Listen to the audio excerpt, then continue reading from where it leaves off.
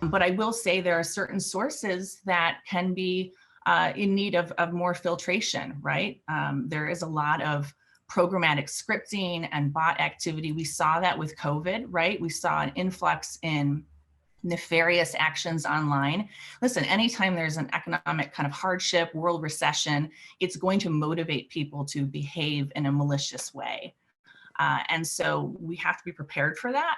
And we have to really have open, transparent discussions like this, talk about the risks and what each of us within that kind of workflow are doing to mitigate that risk, because the final output of a good, pristine, clean data set isn't solely dependent on who you use as a sample source. It's really the treatments and the methodologies that you impose as you are fielding that study.